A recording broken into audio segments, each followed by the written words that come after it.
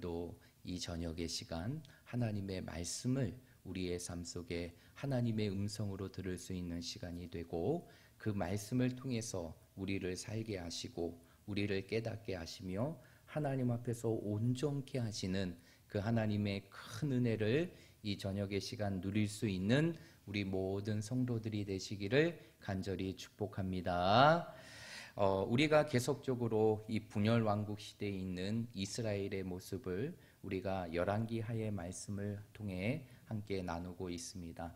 이 열왕기하, 열왕기상과 열왕기하의 말씀은 우리가 이미 알고 있듯이 이제 솔로몬 이후에 분열된 이스라엘, 바로 북이스라엘과 남유다를 다스렸던 그 왕들의 통치를 기록하고 있는 것이 열왕기상하의 말씀입니다.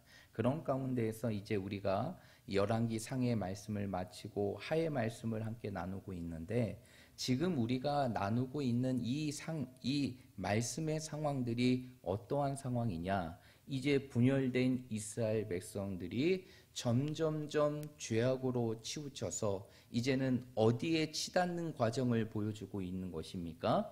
멸망으로 치닫는 과정을 보여주고 있는 것이죠. 그런 가운데에서 오늘 우리가 읽었던 이 열왕기하 17장의 말씀은 바로 이스라엘의 두 개 나라 중에 한 나라였던 북이스라엘의 멸망의 사건을 기록하고 있는 것이 바로 열왕기하 17장의 말씀입니다. 그래서 열왕기하 17장의 말씀은 어느 나라의 멸망을 다루고 있다고요? 북이스라엘의 멸망을 다루고 있는 것이 바로 열왕기하 17장의 말씀입니다. 여러분, 이 북이스라엘의 시작은 어떠한 왕으로부터 시작이 되게 됩니까? 어떠한 왕으로부터 시작이 되죠? 오늘 말씀 속에도 나타나게 되는데, 바로 21절의 말씀에 보니까 느밧의 아들이었던 누구를 통해서 시작됩니까? 여로보암을 통해서 시작돼요. 그래서 여로보암을 통해서 시작된 북이스라엘, 이 북이스라엘이 몇 명의 왕을 거치게 되느냐? 19명의 왕들을 거치게 되고, 그 마지막 왕이 호세아 왕입니다. 이 호세아 왕 때 결국 아수르의 침공으로 인하여 이 북이스라엘은 완전히 멸망하게 되는데, 이러한 북이스라엘의 역사가 몇 년 동안 이루어지게 되느냐? 약 200년 동안 진행이 되게 되네요. 그래서 처음에 초대 왕이었던 여로보암이 이 북이스라엘의 왕으로 등극할 때가 930년이었고 BC 930년, 그리고 호세아를 통해서 북이스라엘이 멸망할 때가 몇 년인지 아십니까? BC 722년입니다. 그렇기 때문에 약 200년 동안의 그 역사의 모습을 가졌던 나라가 바로 북이스라엘이었는데, 이 북이스라엘이 어떠한 나라에 의해서 멸망을 당하게 되느냐?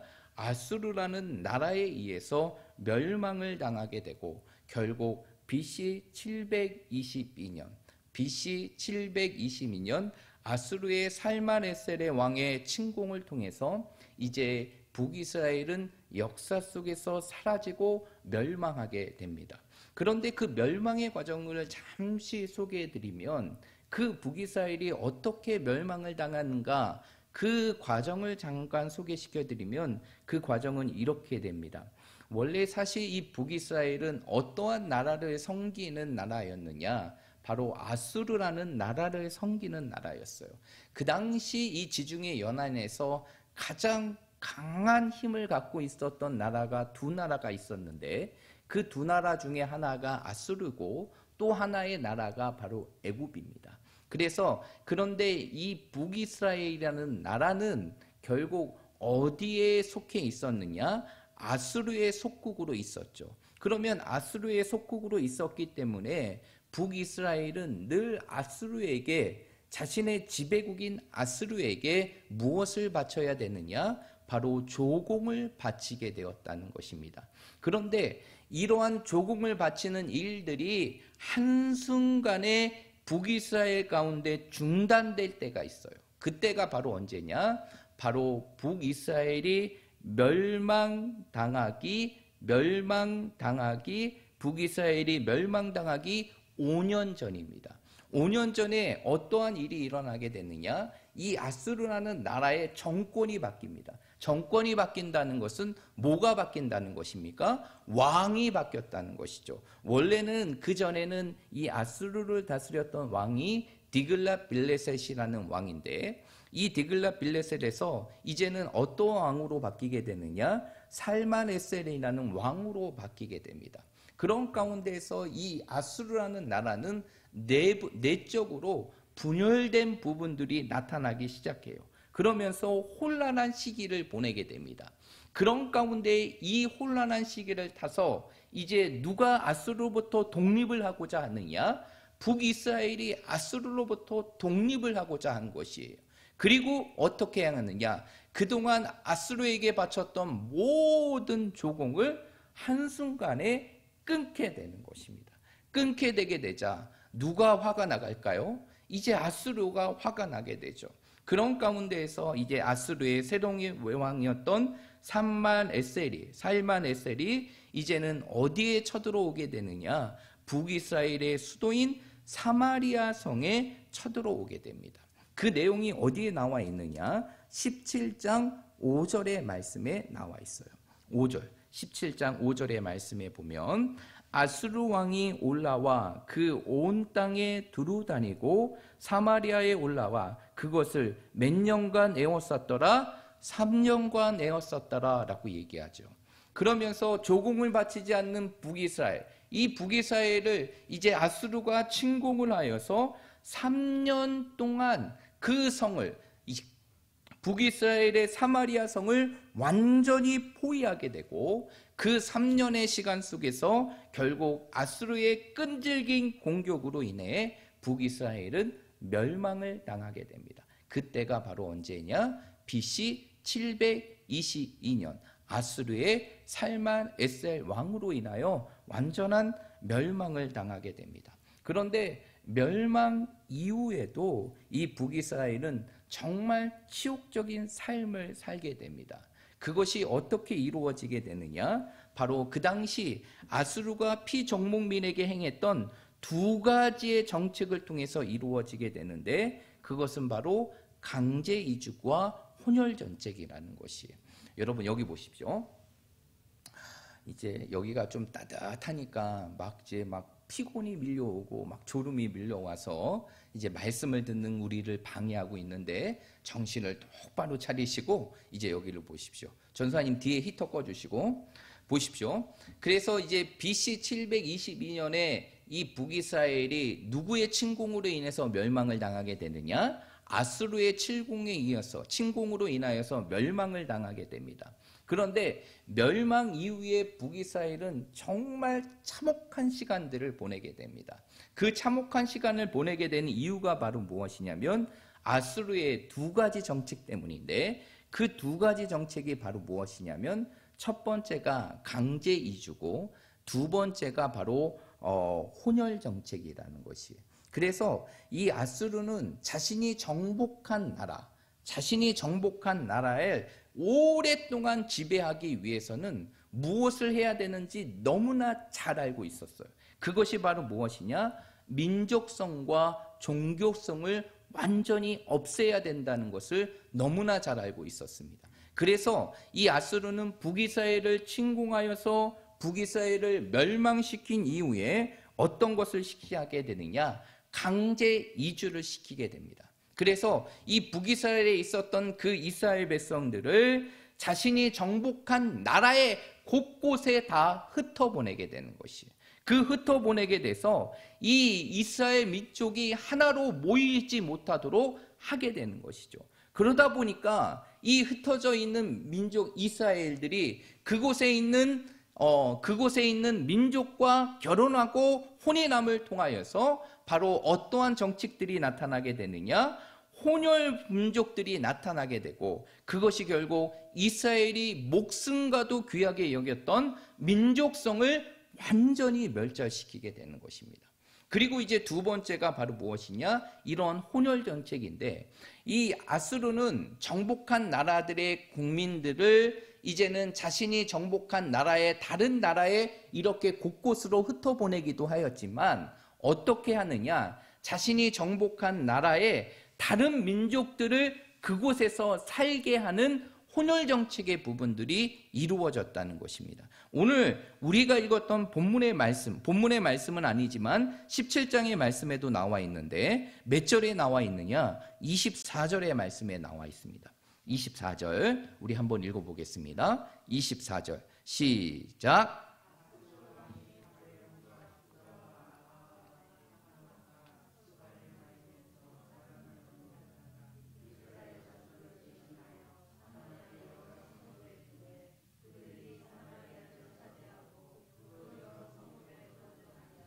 아멘. 오늘 24절의 말씀을 보십시오. 이제 아수르가 이제 이스라엘, 북이스라엘을 점령하죠. 그리고 멸망시킵니다. 그러니까 24절의 말씀에 보니까 어떠한 민족의 사람들을 그 사마리아 성에 두게 됩니까? 바벨론과 구다와 아와와 하맛과 스볼와임, 이러한 이방의 민족의 사람들을 그 사마리아 성에 두게 되죠. 그러면 그 사마리아 성에 이방인들이 함께 섞이게 됨을 통하여서 이스라엘 백성들은 순수한 그 민족의 모습을 잃어버리게 되고 거기서 어떠한 민족들이 나타나게 되는 것입니까? 혼혈의 민족들이 나타나게 되는 것이죠. 이러한 혼혈의 민족을 통하여서 결국에는 이제 이러한 정복을 했던 나라들이 다시 일어나지 못하도록 이러한 조치들을 아수르는 행했다는 것이에요. 그러다 보니까 이제 북이스라엘이 아수르에서 멸망을 당하고 멸망 이후에 일부는 다른 나라에 끌려가기도 하고, 그리고 또한 이 북이스라엘에 여전히 머물렀던 이스라엘 백성들은 이방의 다른 나라로 인하여 혼혈 정책으로 번임을 통해서 이제 어떠한 일들이 일어나게 되느냐? 결국 거기에서 어떠한 숭배들이 나타나기 시작합니까? 우상 숭배의 모습들이 나타나게 되는 것이고, 결국 멸망당한 이스라엘 백성들은 더 죄악에 치우치게 되는 그러한 결과들이 나타나게 된 것이에요. 그래서 결국 이 북이스라엘의 멸망이 이러한 과정을 통하여서, 그리고 멸망 이후에 이러한 부분들을 통해서 완전히 아수르에 포함이 되어버리죠. 이러한 이주정책과 혼혈정책으로 만들어진 하나의 지역이 바로 무엇이냐? 예수님 당시에 많은 유대인들이 부정시했던 어느 지역입니까? 사마리아라는 지역이에요. 이 사마리아. 그래서 이 북이스라엘의 수도가 사마리아거든요. 그래서 오늘 말씀 24절에도 나와 있지만 그곳에 이제 이방의 민족들이 들어가니까 어떠한 결과가 나타나요? 같이 혼인을 하고 살다 보니까 혼혈 민족이 나타나게 되니까 이제 유대인들은 더 이상 이 북이스라엘에 있는 사마리아 사람들을 자신의 민족으로 여기지 않고 부정한 존재로 여기게 되죠. 이방인의 피가 섞인 부정한 존재로 여기게 됩니다. 이렇게 함을 통해서 결국 이 아수르라는 나라는 북이스라엘을 완전히 멸망할 뿐만 아니라 그들이 갖고 있는 민족의 성과 모든 하나님을 향한 신앙의 모습까지도 완전히 멸절시키게 되게 되는 것이죠. 그렇다고 하면 이제 오늘 본문의 말씀을 통해서 오늘 말씀의 제목과 같이 왜 북이스라엘이 멸망을 당하는가, 그 이유에 관한 부분들을 우리가 함께 살펴보자고 하는데, 그렇다고 하면 왜 북이스라엘이 멸망을 당하게 되었을까요? 200년 동안 하나님을 향한 신앙의 모습을 유지했던 그 북이스라엘이 왜 한순간에 아수르에 의해서 멸망을 당했을까요? 사실 한순간은 아닙니다. 오늘 말씀에도 나와 있지만 사실 이 아수르의 침공이 3년 동안 진행이 되고, 그 전에도 이미 아수르의 침공을 통해서 북이스라엘은 점점점 흔들려져 있는 상황 속에서 마지막 3년 전에 아수르의 침공을 통해서 완전히 북이스라엘이 멸망을 당했는데, 중요한 것은 이러한 멸망은 그냥 우연히 이루어진 것이 아니라 이 모든 멸망의 과정도 누가 주관하신 것입니까? 하나님이 주관하셨다는 거예요. 그러면 왜 하나님께서는 하나님이 사랑하시는 하나님의 민족이고 하나님의 백성인 이 북이스라엘을 이방의 민족에 의해서 멸망을 당하고 멸망당한 이후에도 완전한 모든 신앙의 부분들을 잃어버리는 그 죄악 가운데 놓게 하셨을까요? 그 이유는 오늘 본문의 말씀을 보게 되면 그 멸망의 이유를 두 가지로 설명하고 있는데 그 두 가지 중에 첫 번째가 바로 무엇이냐? 바로 우상 숭배라는 것이에요. 그래서 오늘 우리가 읽었던 7절의 말씀 한번 볼까요? 7절의 말씀. 7절의 말씀에 보면 이렇게 기록되고 있습니다. 이 일은 이스라엘 자손이 자기를 애굽 땅에서 인도하여 내사 애굽의 왕 바로의 손에서 벗어나게 하신 그 하나님 여호와께 범죄하고 또 다른 신들을 모하였기 때문이다. 경외하였기 때문이다 라고 얘기해요. 결국 이스라엘이 멸망하게 된 첫 번째 이유는 바로 무엇이냐? 자신들을 구원하신 하나님을 잊어버리고 결국 누구를 섬겼기 때문입니까? 이방의 신들을 섬기는 우상 숭배가 있었기 때문이에요. 그것이 결국 어떻게 나타나느냐? 9절의 말씀에 보면 이렇게 얘기합니다. 이스라엘 자손이 점차로 불의를 행하여 그 하나님 여호와를 배역하여 모든 성읍의 망대로부터 견고한 성에 이르도록 무엇을 세우고 산당을 세우고, 제가 계속적으로 말씀드리지만 산당이라는 것은 솔로몬의 성전 이후에는 어떠한 곳이 됩니까? 우상 숭배의 자성이 돼요. 그런데 이 북이스라엘이 어떻게 하느냐? 하나님으로부터 범죄할 뿐만 아니라 다른 신들을 섬기는 우상 숭배에 빠지게 되는데, 그 우상 숭배를 섬기기 위해서 어떠한 일을 하느냐? 성읍마다 무엇을 세우게 됩니까? 산당을 세워요. 산당을 제거해도 정말 그런데 산당을 오히려 세우고 있다는 것이죠. 그리고 10절의 말씀에 보니까 어떠한 일을 하게 됩니까? 모든 산 위에와 모든 푸르나무 아래에 목상과 아세라 상을 세우고, 이것은 결국 무엇 한다는 것입니까? 우상 숭배한다는 것이죠. 그러한 부분들이 16절과 17절의 말씀에 더 정확하게 나와 있습니다. 우리 16절과 17절의 말씀 한번 읽어보겠습니다. 시작.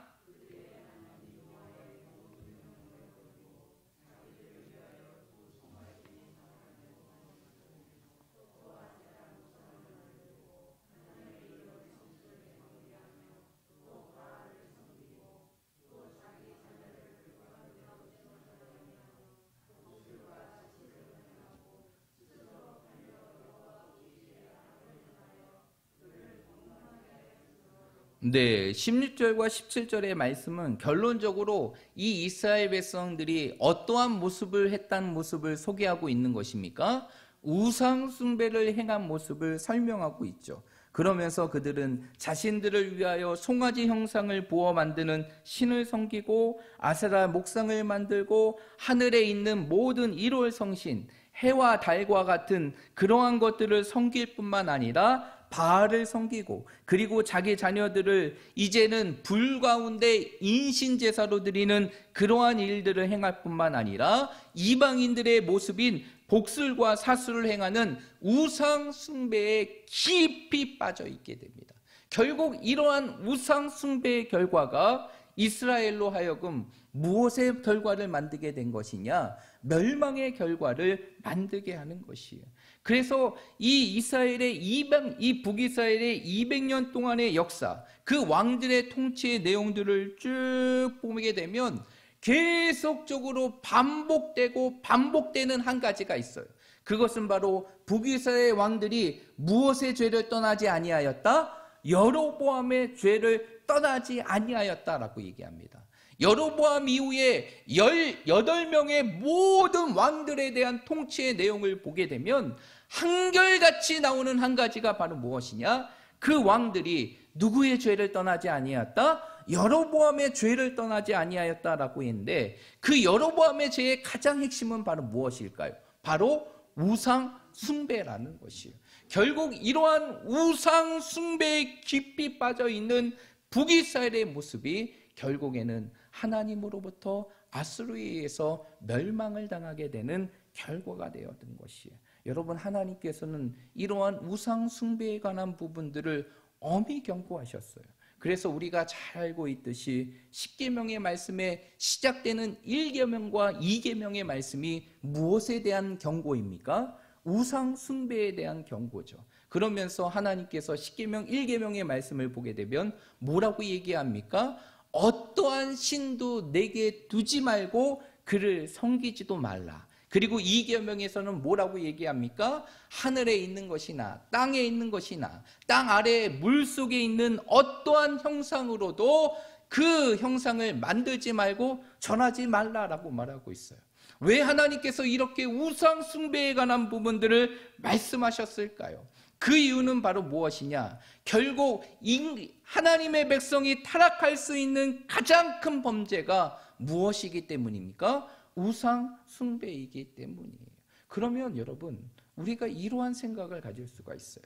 그렇다면 왜 하나님께서는 이러한 우상 숭배를 이렇게 강력하게 이스라엘 백성들에게 금하게 하셨을까요? 그 이유가 있는데 그 이유는 보기보다 간단합니다.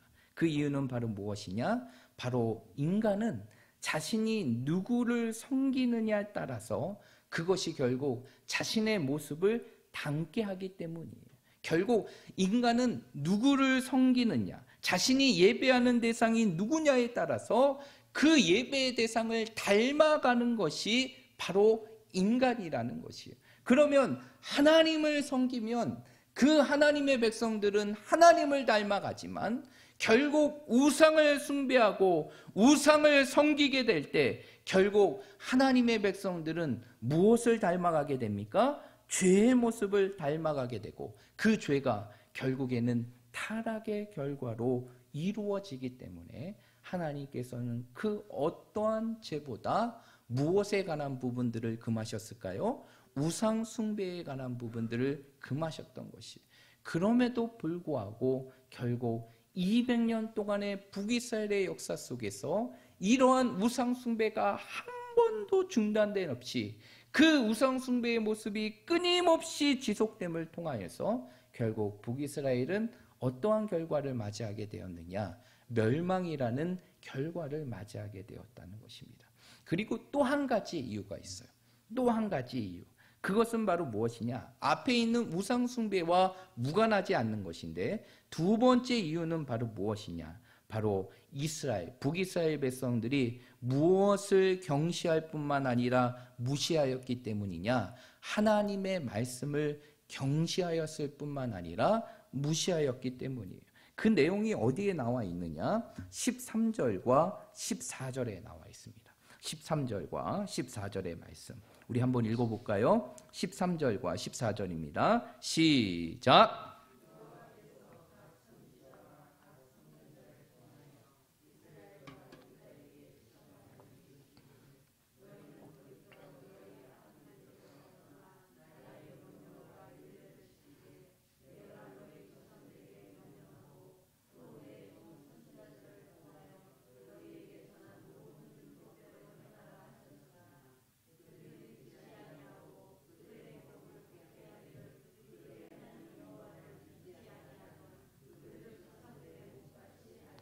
아멘. 오늘 이 말씀을 보게 되면 이렇게 설명합니다. 어떻게 설명하느냐? 결국 이스라엘 백성들이 계속적으로 하나님 중심의 신앙에서 벗어나 죄악으로 치우치게 되자 하나님께서는 그 가운데에서 누구를 통하여 끊임없이 하나님의 말씀을 듣게 하십니까? 선지자들을 통하여서 하나님의 말씀을 듣게 하죠. 그리고 무엇대로 행하라고 말하게 됩니까? 하나님의 말씀, 곧 율법대로 행하라고 선지자들을 통하여 끊임없이 선포했음에도 불구하고 14절의 말씀에 보니까 북이스라엘은 뭐하지 아니하고 듣지 아니하고 그들의 목을 뭐하였다? 곧게 하였다라고 얘기해요. 하나님께서 끊임없이 그 하나님 중심의 신앙에 벗어서 그 중심에서 벗어나 죄악으로 치우쳐가는 그 이스라엘 백성들, 그 북이스라엘 백성들을 바라보면서 하나님의 종인 선지자들을 통하여 끊임없이 하나님의 말씀대로 행하라고 말했음에도 불구하고 결국 북이스라엘 백성들이 그 하나님의 말씀을 듣지도 않고 그 앞에 목을 곧게 하였다는 것은 그 하나님의 말씀을 무시함을 통하여서 결국 그 결과가 어떠한 결과가 나타나게 되느냐? 멸망이라는 하나님의 심판의 결과로 나타나게 된 것이, 이러한 크게 두 가지의 이유가 결국 북이스라엘이 하나님으로부터 심판을 당하고 멸망을 당하게 되는 이유가 된 것입니다. 그렇다고 하면 왜 북이스라엘의 왕들은 이러한 하나님께서 말씀하시는 우상 숭배와 하나님의 말씀을 멸시하면서 그러한 일들을 행하게 되었을까요? 왜 이러한 일들을 행하게 되었을까요?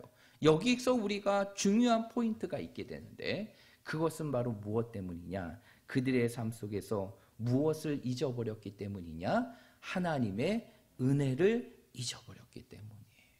여러분, 왜 이스라엘 백성들이 우상에 치우쳤을까요? 왜 북이스라엘 백성들이 하나님의 말씀을 그렇게 선포했음에도 불구하고 그 말씀을 듣지도 않을 뿐만 아니라 그 말씀을 무시하였을까요? 그 이유는 다른 것이 아니에요. 그 이스라엘 백성들 가운데 무엇을 잃어버렸기 때문입니까? 하나님의 은혜를 잃어버렸기 때문에. 하나님의 은혜를 잃어버리니 하나님을 향한 그 신앙의 부분들이 이제는 우상의 신앙의 부분들로 변질이 되게 되고, 하나님께서 끊임없이 말씀하고 외쳤음에도 불구하고 깨어나지 않는 누군가와 같이, 여전히 잠들어 있는 누군가와 같이 그 하나님의 말씀을 듣지 못함으로 결국에는 어떠한 결과가 나타나게 된 것입니까? 멸망이라는 결과가 나타나게 된 것입니다. 결국 이러한 이스라엘 백성들의 죄악의 가장 근본적인 이유는 바로 무엇이냐? 하나님의 은혜를 잃어버렸기 때문이에요. 그 이야기가 7절에 나와 있는 거예요. 그래서 이 7절의 말씀에 보면 이스라엘의 범죄에 관한 부분들을 설명하면서 처음에 뭐라고 설명하느냐? 7절의 말씀을 다시 보면 이스라엘 자손이 자기를 애굽 땅에서 인도하여 내사 애굽 왕 바로의 손에서 벗어나게 하신 그 하나님 여호와께. 그러면 이 하나님은 어떤 하나님이시라는 것이에요? 이스라엘을 그 애굽의 손에서, 바로의 손에서 구원하신 하나님이라는 것이죠. 그 하나님의 은혜를 잃어버리고 북이스라엘은 멸망할 수밖에 없었던 것이 바로 무엇이냐? 그 하나님의 은혜를 잃어버리니 그것이 죄악으로 나타나게 되고, 그것이 결국 이스라엘을 멸망하게 하는 결과로 나타나게 되었다는 것이, 결국 우리의 인생의 삶도 마찬가지라는 것이에요. 여러분, 왜 우리가 범죄하게 될까요? 왜 우리가 죄를 짓게 되는 것일까요? 그 이유가 무엇인가를 가만히 살펴보면 결국 그 이유는 딱 한 가지예요. 결국 우리의 삶 속에 무엇을 잃어버릴 때? 하나님의 은혜를 잃어버리니, 그 하나님의 은혜를 잃어버리는 것이 결국 우리의 삶 속에 하나님께 범죄함으로 나타나게 되고 죄악의 모습으로 나타나게 되는 것이, 그러기에 결국 우리의 삶 속에서 하나님의 은혜를 기억하며 그 은혜를 간직하는 모습들이 우리의 삶 속에 있어야 되는 것이, 우리의 삶 속에 은혜가 사라지게 될 때 그것이 결국 우리로부터 하나님을 멀어지게 하고 세상의 것들을 사랑하게 하고 세상을 의지하게 할 뿐만 아니라 죄악을 우리의 삶의 즐거움으로 여기게 되고, 결국 그것이 우리로 하여금 끊임없이 하나님께 우리 자신을 범죄하게 하는 결과가 되었다는 것이죠. 그러기에 결국 우리가 이렇게 하나님께 범죄하지 않는 인생의 삶을 살아가기 위해서는 그 오늘 북이스라엘의 모습과 같이 그렇게 죄악으로 치우치지 않는 삶을 살아가기 위해서는 우리의 삶 속에서 무엇을 기억하는 삶이 되어야 될까요? 하나님의 은혜를 기억하는 삶을 살아가야 되는 것이, 늘 우리의 가슴 속에 그 하나님의 은혜가 담겨져 있어야 되는 것입니다. 늘 우리의 가슴 속에 그 하나님의 은혜의 기쁨과 감격이 있을 때 결국 우리는 세상에 치우치지 않고 오직 하나님을 향한 그 믿음의 중심을 지키며 살아갈 수 있는 것이. 그래서 시편 103편 2절의 말씀에 보면 시편의 기자는 이렇게 얘기합니다. 내 영혼아 여호와를 송축하며 그 모든 은택을 잊지 말지어다 라고 얘기해요. 여러분, 왜 시편의 기자가 그 은택, 곧 은혜를 잊지 말라라고 말하는 것일까요? 결국 우리의 삶 속에 은혜를 잊어버림이, 결국 은혜를 상실하고 망각하는 삶이 결국 우리로 하여금 누구를 떠나게 하기 때문입니까? 하나님으로부터 떠나게 하는 삶의 모습이 되기 때문이에요. 그래서 우리는 늘 우리의 가슴 속에 하나님의 은혜를 품어야 되는 것이고, 그 은혜를 간직하며 살아갈 때 그것이 결국 우리의 삶 속에서 하나님 중심의 신앙의 모습을 온전히 지키며 살아갈 수 있는 것입니다. 그러므로 우리 사랑하는 모든 성도들이 오늘 이 말씀을 기억하며 북이스라엘의 멸망의 과정들을 우리의 말씀을 통해서 다시 한번 확인해 보면서 이제 이 모든 것이 하나님의 은혜의 상실로 이루어졌음을 우리의 가슴 속에 기억하고 늘 우리의 삶이 하나님의 은혜를 기억하고 간직하는 인생의 삶이 되어서 언제나 이 세상 속에서 하나님의 사랑 안에서 벗어나지 아니하고 늘 하나님의 뜻을 따라 하나님이 주시는 그 믿음의 길을 아름답게 걸어갈 수 있는 저와 우리 모든 성도들이 되시기를 주님의 이름으로 축복드립니다.